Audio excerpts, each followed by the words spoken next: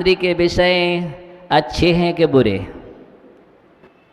बोलो ज्ञानियों, पांचों इंद्रिय के विषय जो हैं वो अच्छे हैं कि बुरे? अच्छे नहीं होते। पांचों इंद्रियों के विषय बुरे हैं, तो इनका क्या करना चाहिए? इनका त्याग किया जाता है। अच्छा ये बतलाओ, जो कसाएं हैं अच्छी हैं कि बुरी? क्रोध करना अच्छा कि बुरा? तो बुरे वस्तु को संभाल के रखना चाहिए। बुरी वस्तु को संभाल के रखना चाहिए कि छोड़ देना चाहिए? ज्ञानियों, बुरी वस्तु को कोई संभाल के नहीं रखता है। अच्छी अच्छी चीजें तो आप घर में संभाल के रखते हो, और बुरी जो वस्तु होती हैं उनको आप कहाँ डालते हो? कबाड़ खाना में। कौन सी खाना में? टूटी फूटी वस्तुएं होती है वो कबाड़ खाना में डाल देते हो, और जो अच्छी अच्छी वस्तु होते हैं, कीमती वस्तु होते हैं, उनको कहाँ रखते हो? लॉकर में। और आप अभी उल्टा किए हो, अच्छी वस्तु को कबाड़ खाना में रख दिया तुमने, और जो बुरी वस्तुएं हैं उनको अपने लॉकर में संभाल के रखे हो। हाँ, ऐसे ही तुम्हारे जीवन में। बोलो, क्रोध है कि नहीं? बोलो, क्रोध मान है कि नहीं? अहंकार संभाल के रखे कि नहीं? मान मान मान मान मान मान सम्मान, क्यों क्यों? और मान का नहीं हुआ सम्मान तो लगता है हो गया मेरा अपमान। हाँ, ये लग रहा है। ये कसाय का सम्मान करना चाहता है और मान को सम्मान नहीं पहुंचते, ठेस लग जाती है। मेरा अपमान हो गया, अब मेरा मन नहीं लग रहा है, मेरा उपयोग नहीं लग रहा है, मुझे अच्छा नहीं लग रहा है। जब तक तुम्हें मान को सम्मान मिल रहा था, मान को सम्मान तुम्हारे अनुसार चल रहा था, सब ठीक है, और तुम्हारे कोई अनुकूल नहीं चला, सब बेकार है। इसका नाम अहंकार है। बोलो, इसका नाम क्या है? अहंकार है। और अहंकार है क्या? नीचे जाने का मार्ग। कहाँ जाने का मार्ग? नीचे, नीचे जाने का मार्ग है, ऊपर जाने का नहीं। अहंकारी ऊपर नहीं जाते हैं, नीचे ही जाते हैं। जिनका अहंकार कम होता है धीरे धीरे वही ऊपर चला जाता है। तीर्थंकर प्रगति के बंध में पहले ही बोल दिया, विनय संपन्नता होना चाहिए, तब तो ही तुम भगवान बन सकते हो। विनय से संपन्न नहीं हो, अहंकारी हो, तुम्हारा तो प्रवेश ही नहीं है। दर्शन विशुद्धि, सम्यक दर्शन में ही प्रवेश नहीं होगा। कहाँ नहीं होगा? सम्यक दर्शन में ही तुम प्रवेश नहीं पाओगे ज्ञानियों। सोचो, तो क्रोध अच्छा है कि बुरा? मान, मायाचारी, लोभ, तो फिर क्यों संभाल के रखो जब बुरा है? तो ये चारों कसाएं बुरी हैं, अच्छी नहीं है, फिर भी तुम लॉकर में रखे हो। ओहो, आज से अपने लॉकर में से सब हटा करके अच्छी अच्छी वस्तुएं रखो। क्या रखो?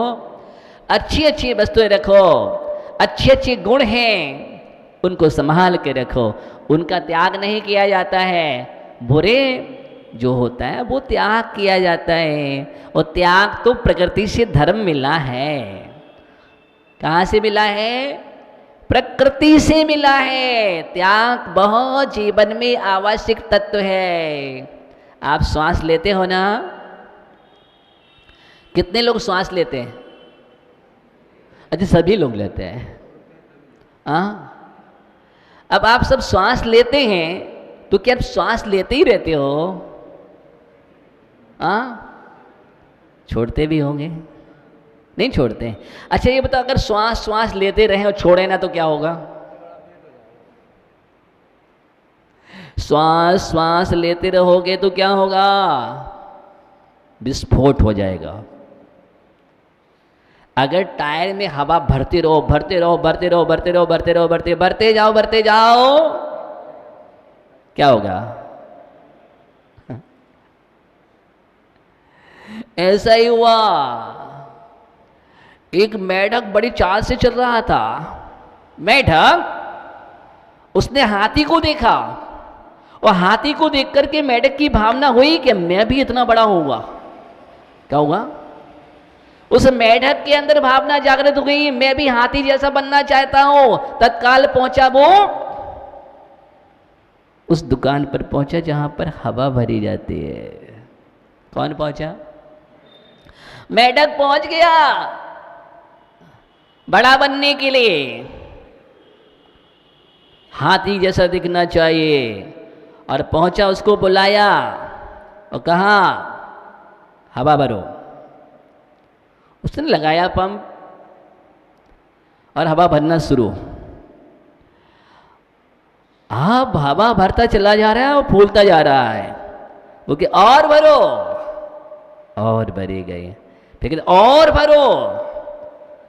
हवा भरने के कहकर कम से कम अब तो रुक जाओ, अब तो रुक जाओ, बहुत भर चुकी है, अब इससे ज़्यादा हवा नहीं भरी जा सकती है। लेकिन वो क्या कह रहा है? आपको क्या करना है? मैं कह रहा हूं हवा भरो। और एक समय हवा भरना शुरू किया, और भरो, और फूलता चला गया। और उसने जैसे और हवा भरी और फट गया। क्या हुआ? कौन? मेढक के प्राण पखेरु उड़ गए। क्योंकि हवा ज़्यादा समय तक नहीं। हवा अगर शरीर में भर जाती है तो हवा संचार भी करती है, वायु की बीमारी होती है, रोग होता है ना, कितना परेशान करती है। इसलिए लेकिन हम तो हवा भर के रखे और हवा भरते चले जा रहे हैं। अहंकार की दिनों दिन प्रतिदिन हवा भर रही है हमारे अंदर, निकालने की कोशिश नहीं, भरते चले जा रहे हैं, भरते चले जा रहे हैं। एक दिन क्या होगा तुम्हारा तुम जानो। इतनी हवा मत भरो, अच्छा नहीं है। जिस दिन हवा निकल जाएगी ना, उस दिन सारी उड़ान।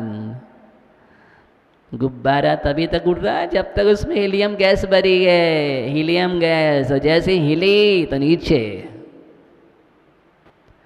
इसलिए गुब्बारा मत बनाओ जीवन के लिए।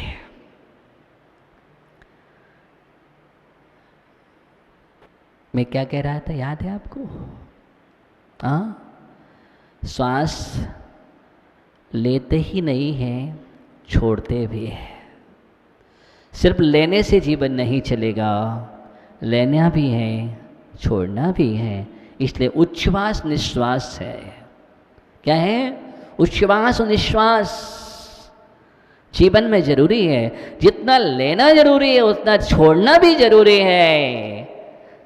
आपने संग्रह किया है तो त्याग भी जरूरी है। आप भोजन करते हो और सुबह ना जाओ तो क्या होगा? बोलो। सिर्फ भोजन करते जाओ, क्या होगा? बीमार हो जाओगे। और ऐसे बीमार हो जाओगे, ले रहे तो वो भी बंद हो जाएगा। इसलिए लेने के साथ छोड़ना जरूरी है। यही त्याग धर्म सिखला रहा है कि हम जितनी भी बुरी विकृतियां हैं हमारे जीवन में, उनका हम त्याग करें। किसका? बुरी विकृतियों का। जो भी बुरा है, उन सबको छोड़ देना चाहिए। आपसे बुरा कोई नहीं छुड़वा रहा है। बुरा नहीं छोड़ना, लेकिन बुरा छोड़ना। जीवन में खटास अच्छी नहीं है, खटास अच्छी नहीं है। खट्टा मत बनाओ जीवन को, कड़वा मत बनाओ जीवन के लिए, कड़वा मत बनाओ। जीवन को कड़वा नहीं बनाना, विषैला मत बनाओ जीवन में। जो भी कड़वाहट है उनको छोड़ो, जो भी विषैलापन है उसको छोड़ो। अगर जीवन में अच्छा बनना चाहते हो, उद्धार करना चाहते हो, तो स्वस्थ चिंतन करो ज्ञानी। क्या करो? स्वस्थ चिंतन करो। जिसके पास स्वस्थ चिंतन होता है वही अपनी चेतना को जगा पाता है। स्वस्थ चिंतन नहीं है, चिंता हो जाती है, और चिंता वाला व्यक्ति धीरे धीरे धीरे अंदर में कूदता जलाता है, अंदर अंदर अंदर अंदर कड़वा हो जाता है। कड़वे मत बनो। शक्तितः त्याग भावना, बुरे विकारों को दूर करना त्याग है। आचार्य ने श्रावक के लिए कहा है, मुनिराज पूर्णतः त्याग करते हैं और श्रावक उसको शक्तितः दान 4 प्रकार क्या करते हैं, वह अपने को अपने गृहस्थ धर्म को पालन करने के लिए दान रूपी कर्तव्य को करते हैं। दान रूपी कर्तव्य करते हैं और दान करके अपने जीवन को महान बनाते हैं, क्योंकि दान से जीवन महान बनता है। जो दान नहीं करता वो नादान है। दान करने वाला महान है। जिनने भी दान किया है, दान है क्या? ऑक्सीजन है। क्या है? दान ऑक्सीजन है। अगर ऑक्सीजन नहीं मिलेगी तो क्या होगा? सबको पता है कोरोना में क्या हो रहा था। लोग तरस गए ऑक्सीजन के लिए।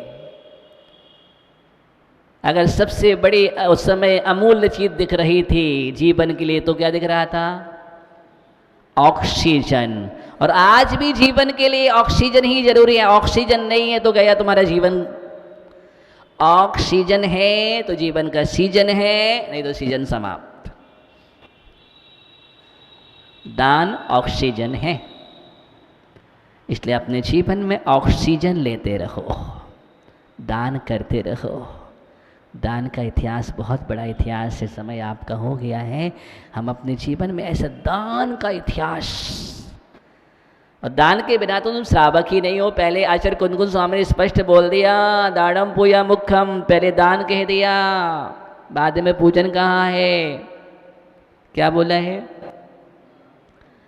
दाड़म पूया मुखम। दान और पूजा मुख्य कर्तव्य हैं। दान को सबसे पहले रख दिया है, क्योंकि इस युग में सबसे पहले अगर प्रवर्तन हुआ है तो दान तीर्थ का प्रवर्तन हुआ राजा श्रेयांश के द्वारा।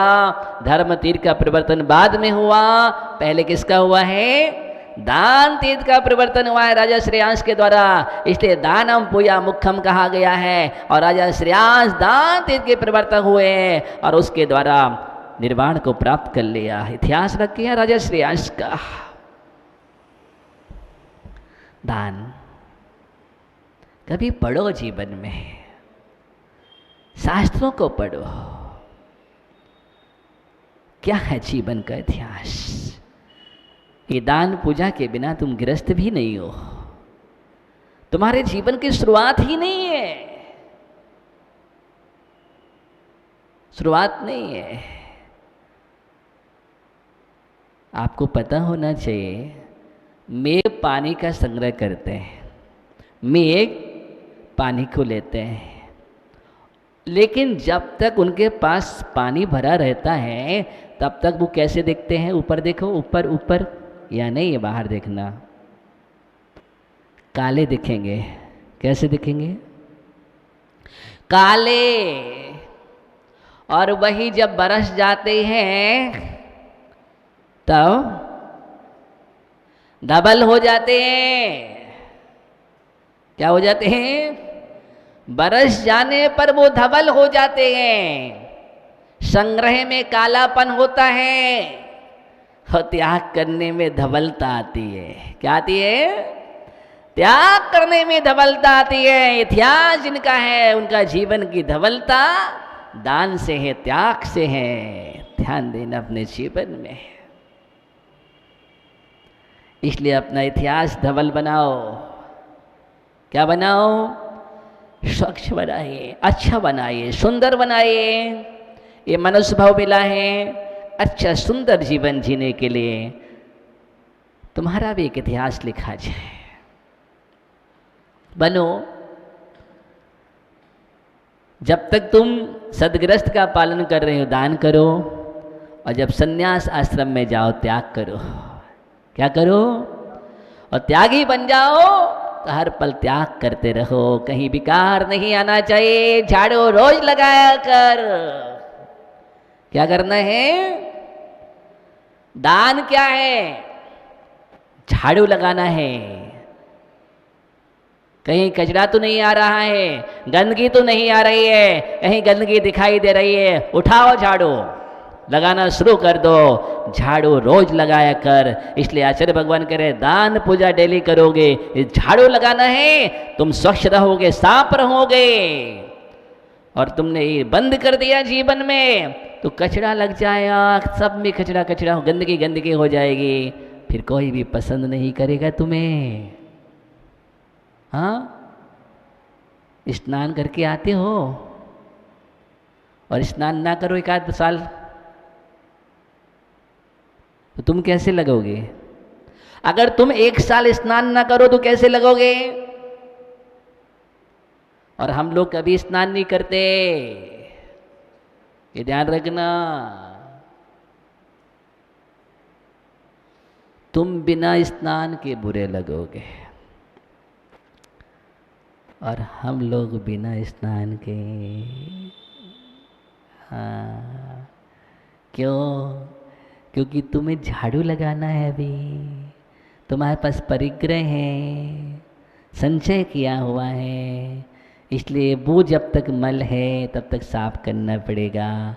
या त्याग हो गया इसलिए फिर कोई ज़रूरत नहीं है। त्याग की चमक होती है। किसकी? क्योंकि यहाँ तो संयम रूपी जल से स्नान किया जा रहा है। किससे किया जा रहा है? संयम रूपी जल से स्नान करने वालों के लिए स्नान की जरूरत नहीं होती है, और जो असंयम के कीचड़ में लिपते हैं उनके लिए स्नान करने की जरूरत होती है। समय आपका हो गया, इसलिए हम स्नान करें जीवन में। स्नान का मतलब संयम का रूपी जल में त्याग करते हुए अपने जीवन में आगे बढ़े।